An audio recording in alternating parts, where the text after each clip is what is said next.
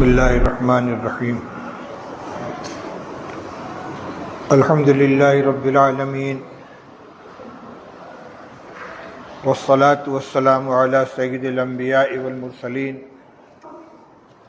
سیدنا و نبینا و مولانا محمد وعلی آلہ و اصحابہ اجمعین، اما بعد۔ محترم حضرات اساتذہ کرام اور عزیز طلبہ، انجمن تقویت الاسلام شعبہ مناظرہ طلبہ دارالعلوم دیوبند کا آج کا یہ پروگرام اپنے معمول کے اجلاس کا ایک حصہ ہے۔ ابتدائی سال میں، درمیان سال میں اور اختتام سال پر اس کے اجلاس ہوتے رہتے ہیں۔ جس طرح انجمنوں کے اجلاس ہوتے ہیں، خاص طور سے بڑی انجمنوں کے، اناد الادبی ہے، مدنی دارالمطالعہ ہے، سجاد لائبریری وغیرہ، اس اعتبار سے آج کا یہ اجلاس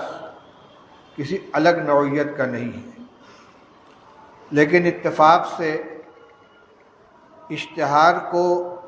کسی نے سوشل میڈیا کے اوپر وائرل کر دیا، اس کی وجہ سے جس کی وجہ سے کچھ لوگوں کی اس کے سلسلے میں تشویش پیدا ہوئی، اور کئی جگہ سے یہ مطالبے آئے کہ آج کل کے ماحول میں مناظرہ نہیں ہونا چاہیے۔ اگر یہاں میڈیا کے کچھ افراد موجود ہوں یا خبروں سے دلچسپی رکھنے والے، تو ان کے سامنے میں یہ وضاحت کرنا چاہتا ہوں کہ یہ کوئی مناظرہ نہیں ہے۔ اس مجمع کے اندر دونوں طرف دارالعلوم دیوبند کے طلبہ ہیں جو مسلک علماء دیوبند کے حامل ہیں، ایک مسلک سے تعلق رکھتے ہیں۔ یہ ان کے مشق و تمرین کا ایک حصہ ہے۔ جس طرح انجمن میں تقریر کی مشق کرتے ہیں، دیواری پرچوں میں اردو، عربی اور دیگر زبانوں میں مضامین لکھ کر مضمون نویسی کی مشق کرتے ہیں، اسی طرح مسائل کی تنقیح و تحقیق کے سلسلے میں اپنا نظریہ پیش کرنے اور اس کو مدلل کرنے کے سلسلے میں مشق و تمرین کے لیے انجمن تقویت الاسلام کا قیام عمل میں آیا ہے۔ اس میں جہاں اسلام سے خارج فرقوں مثلاً قادیانیوں، عیسائیوں وغیرہ کے سلسلے میں مناظرے ہوتے ہیں، وہیں مسلمانوں کے اندر جو فکری انحراف رکھنے والی جماعتیں ہیں اور ان سے ہمارے اکابر کے اختلافات ہیں، ان سے گفتگو کے آداب اور اس کا سلیقہ سکھانے کے لیے بھی مناظرے کی مشق کی جاتی ہے۔ جہاں تک تعلق موجودی جماعت کا، تو ایک تو ہے ملکی مسائل میں ہر ایک کے ساتھ ہمارا تعاون و اشتراک، اس میں کوئی اختلاف نہیں ہے۔ جمعیت علماء ہند ہمارے اکابر کی جماعت ہے، اس کا اپنا ایک منشور ہے اور ایک انداز فکر ہے، انداز عمل ہے، لیکن مسلمانوں کے مشترکہ مسائل جب زیر بحث آتے ہیں تو تمام مسلم جماعتوں سے، مسلک والوں سے اشتراک ہوتا ہے، چاہے وہ جماعت اسلامی ہو، چاہے جمعیت اہل حدیث ہو، چاہے کچھوچا سے تعلق رکھنے والے حضرات ہوں،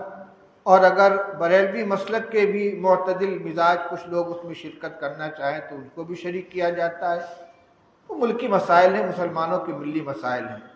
اس میں کوئی اختلاف نہیں ہوتا، سب شانہ بشانہ کام کرتے ہیں۔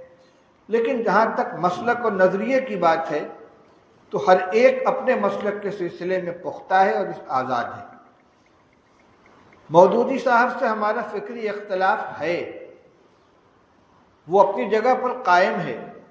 اور ہمیں یہ جاننا ضروری ہے کہ ہمارے اکابر نے ان سے علیحدگی کیوں رکھی ہے، دوری کیوں بنائے رکھی ہے، ہمارے خیال میں ان کے خیال میں کیا فرق ہے۔ حضرت مولانا سید حسین احمد صاحب مدنی رحمۃ اللہ علیہ دارالعلوم دیوبند کے شیخ الحدیث اسد مدرس، شیخ الہند رحمۃ اللہ علیہ کے شاگرد، مجاہد آزادی، ان کو کیا پڑی تھی کہ وہ مودودی صاحب کے دستور اور اصول کو سامنے رکھ کر انہوں نے اس کے بارے میں سوالات قائم کیے اور گفتگو قائم کی۔ آپ کو معلوم ہونا چاہیے کہ مودودی صاحب کی سب سے پہلے گرفت کرنے والے مولانا حسین احمد صاحب مدنی رحمۃ اللہ علیہ۔ جب جماعت اسلامی کا دستور شائع ہوا، اس کے دفعہ 6 کے اندر یہ دفعہ موجود تھی کہ کسی کی ذہنی غلامی میں مبتلا نہ ہو، ہر ایک کو اللہ اور اس کے رسول کے دیے ہوئے معیار پر پرکھے۔ حضرت مدنی رحمۃ اللہ علیہ کان کھڑا ہو گیا، انہوں نے سوال اٹھایا کہ کیا صحابہ کرام رضی اللہ تعالیٰ عنہ کو بھی ہم اسی طرح پرکھیں گے، ان کے بارے میں بھی جانچ پڑتال کریں گے، ان کی بھی تنقیح کریں گے، یا وہ ہماری تنقید سے بالا تر ہیں؟ تو اس کا یہ جواب ملا کہ نہیں، وہ تنقید سے بالا تر نہیں ہے، ان کے اوپر بھی اسی طرح تنقید کی جائے گی۔ چنانچہ آگے کا پورا عمل اسی کے مطابق رہا، کسی کو چھوڑا نہیں گیا۔ یہ بنیادی اختلاف شروع ہوا ہے یہاں سے، اور پھر تفصیلات کے اندر جائیں تو دین کی پوری تعبیر کو مودودی صاحب نے اپنے انداز سے بدل ڈالا۔ رب کا کیا معنی ہے، الہ کا کیا معنی ہے، دین کا کیا معنی ہے، عبادات کے اغراض و مقاصد کیا ہیں، نماز کس لیے پڑھی جاتی ہے، روزہ کس لیے رکھا جاتا ہے، اور حج کس لیے کیا جاتا ہے۔ ایک تو مفہوم اور اغراض و مقاصد وہ تھے جو امت کے اندر متوارث چلے آ رہے تھے، ایک وہ ہے جو مودودی صاحب نے بیان کرنے کی کوشش کی۔ مولانا ابو الحسن علی ندوی جیسا یکسو عالم کہ جن کے بارے میں یہ کہا جا سکتا ہے کہ ان کا کسی سے کوئی اختلاف نہیں تھا، ہر ایک کے ساتھ وہ جڑ کر رہتے تھے اور ایک متفق علیہ شخصیت کی حیثیت رکھتے تھے، لیکن ان کو بھی ان اصطلاحات کے سلسلے میں مودودی صاحب کے خلاف قلم اٹھانا پڑا۔ حضرت مولانا محمد زکریا صاحب کانلوی رحمۃ اللہ علیہ، خانقاہ نشین، محدث جلیل، خالص درس و تدریس سے تعلق رکھنے والے، یعنی اس زمانے میں جب ہندوستان کے اندر لیگ اور کانگریس کا شدید اختلاف چل رہا تھا، ایک طرف حضرت مولانا اشرف علی صاحب تھانوی رحمۃ اللہ علیہ اور ان کے تلامذہ اور ان کے متوسلین جو دیانتاً یہ سمجھتے تھے کہ لیگ کے ساتھ وابستگی مسلمانوں کے حق میں مفید ہے، ایک طرف حضرت مولانا حسین احمد صاحب مدنی اور حضرت شیخ الہند رحمۃ اللہ علیہ کے دیگر تلامذہ جو یہ سمجھتے تھے کہ غیر مسلم برادران وطن کے ساتھ اشتراک کر کے ہمیں آزادی کی لڑائی لڑنی چاہیے، وہ دیانتاً مسلمانوں کے حق میں اس کو بہتر سمجھتے تھے۔ دونوں اپنے اپنے نظریے کے اوپر جمے ہوئے تھے اور بہت شدید اختلاف پیدا ہو گیا تھا۔ اس زمانے میں بھی مولانا محمد زکریا صاحب رحمۃ اللہ علیہ کا جو طرز عمل تھا، دونوں کے ساتھ یکساں تعلقات تھے، کوئی یہ نہیں کہہ سکتا تھا کہ ان کے ساتھ ہیں یا ان کے ساتھ ہیں۔ کسی سلسلے میں انہوں نے کبھی کوئی چیز نہیں لکھی، لیکن مودودی صاحب کے سلسلے میں ان کو قلم اٹھانا پڑا۔ مولانا محمد یوسف بنوری رحمۃ اللہ علیہ، علامہ انور شاہ کشمیری رحمۃ اللہ علیہ کے شاگرد، خالص درسگاہی آدمی، ان کو ان کے خلاف قلم اٹھانا پڑا۔ اور جب مودودی صاحب کی تحریک شروع ہوئی ہے تو ان کے قلم کا جادو اتنا سر چڑھ کر بولا کہ بڑے بڑے چوٹی کے علماء ان کے ہمنوا ہو گئے، جن میں مولانا ابو الحسن علی میاں ندوی ہیں، مولانا منظور نعمانی ہیں، مولانا عبدالرحیم اشرف ہیں، اور اسی طریقے سے بڑے بڑے علماء تھے۔ لیکن جب قریب گئے ہیں اور جماعت کے نظریات کو اور مودودی صاحب کے نظریات کو، ان کے عمل کو دیکھا تو ایک ایک کر کے چھٹتے ہوئے سب کے سب الگ ہو گئے۔ اور یہ اتنے اخلاص کے ساتھ ان کے ساتھ گئے تھے کہ مولانا منظور احمد نعمانی رحمۃ اللہ علیہ نے جب اپنا مستقر بریلی چھوڑا ہے اور وہ سیالکوٹ سفر کر کے گئے ہیں مودودی صاحب کی حمایت میں، اس کا نام ہجرت رکھا تھا کہ میں گویا ہجرت کر کے آ جاؤں، سن تن من دھن سے ان کے ساتھ ہو گئے تھے۔ لیکن کچھ دن گزرنے کے بعد ان کو لکھنا پڑا مودودی کے ساتھ میری رفاقت کی سرگزشت، پوری کتاب انہوں نے لکھی ہے۔ یہ چیزیں ہمارے طلباء کے سامنے آنی چاہیے، ان کے علم میں رہنی چاہیے، اور اس وجہ سے خاص طور سے رہنی چاہیے کہ خاموشی اختیار کرنے کا اثر یہ ہوا ہے کہ آج دارالعلوم دیوبند کے احاطے میں مودودیت سے متاثر ہمارے طلباء کی ایک بڑی تعداد پیدا ہو گئی ہے، اور تنبیہ اور ہدایت کے باوجود وہ اپنی سرگرمیوں کے اندر ملوث ہیں اور اس کے اندر سرگرم ہیں۔ یہ بہت خطرناک چیز ہے، اس لیے حقیقت ہر ایک کے سامنے واضح ہونی چاہیے۔ آج کے اس مناظرے کا مقصد طلبہ کے درمیان مودودی صاحب کے فکر کا تعارف کرانا ہے، اور جب یہ میدان عمل میں جائیں تو اپنے اکابر کے معتدل مسلک کے حامل بن کر جائیں۔ ہمارا اختلاف بہت سی چیزوں میں جماعت اہل حدیث کے ساتھ بھی ہے، بریلوی حضرات کے ساتھ بھی ہے، جماعت اسلامی کے ساتھ بھی ہے۔ یہ اختلاف ہمیں ہی اختلاف نہیں ہے، ان کو بھی ہم سے اختلاف ہے، مودودی صاحب کو بھی ہم سے اختلاف ہے، جماعت اسلام اور جمعیت اہل حدیث کو بھی ہم سے اختلاف ہے، بریلویوں کو بھی ہم سے اختلاف ہے، ادھر سے بھی ہے ادھر سے بھی ہے، لیکن وہ نظریات کا ہے، مسلک کا ہے، دین کے احکام کا ہے۔ اور جہاں تک ہندوستان کے اندر مسلمان کی حیثیت سے جینے اور زندگی گزارنے کا معاملہ ہے، مسلمانوں کے حقوق کا مسئلہ ہے، ان کے ملی مسائل کا مسئلہ ہے، ہم سب ایک ساتھ رہتے ہیں۔ اور یہ مناظرہ کسی اسٹیج پر نہیں ہو رہا ہے، کسی میدان میں نہیں ہو رہا ہے، کوئی چیلنج نہیں کیا جا رہا ہے، یہاں دونوں طرف طلبہ ہیں، دارالعلوم دیوبند کے طلبہ ہیں۔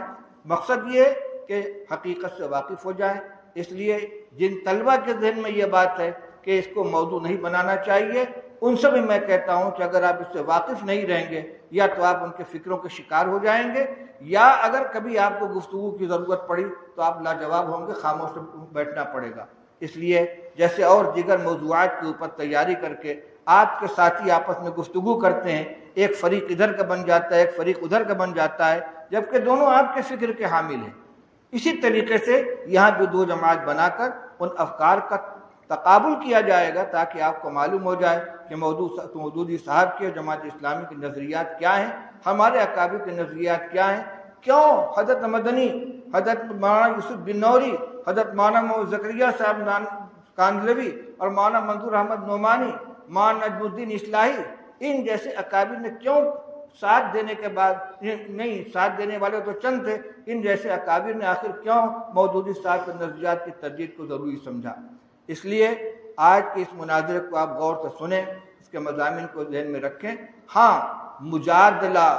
مخاصمت نہیں ہونی چاہیے، دلائل کے ساتھ گفتگو ہونی چاہیے، تاکہ آپ کے ذہن کے اندر دونوں طرف کے دلائل آ جائیں۔ پھر آپ یہاں سے فارغ ہو کر جائیں گے، اپنی درسگاہوں میں جا کے اپنے عمل میں مشغول ہو جائیں گے، کوئی آپس کے اندر کا مباحثہ نہیں ہوگا۔ یہ ایک مشق ہے، جیسے تقریر کی مشق ہوتی ہے، تحریر کی مشق ہوتی ہے، اسی طریقے سے گفتگو کرنے کی بھی مشق ہے۔ اور آپ جانتے ہیں، اگر آپ نے الفوز الکبیر پڑھی ہے، قرآن علوم کو جو حضرت شاہ ولی اللہ رحمۃ اللہ علیہ نے 5 قسموں پر منقسم کیا ہے، اس میں ایک علم المجادلہ بھی ہے، کہ دوسرے کے ساتھ گفتگو کرنے کا بھی انداز قرآن نے ہمیں سکھایا ہے۔ وَجَادِلْهُمْ بِالَّتِي هِيَ أَحْسَنُ، اسی مجادلہ باللتی ہی احسن کو سکھانے کے لیے انجمن تقویت الاسلام کے ذریعے اس طرح کے پروگرام ہوتے ہیں۔ ان کا مقصد نہ حقیقی مناظرہ ہے، نہ کسی کو یہاں چیلنج کیا گیا ہے، بلکہ طلبہ ہی کے دو جماعتوں کے درمیان مباحثے کی شکل پیدا کی جا رہی ہے، تاکہ دونوں طرف کے دلائل ہمارے سامنے آ جائیں اور ہم اپنے اکابر کے معتدل مسلک کے اوپر گامزن رہتے ہوئے آگے قدم بڑھائیں۔ اللہ تعالی ہم سب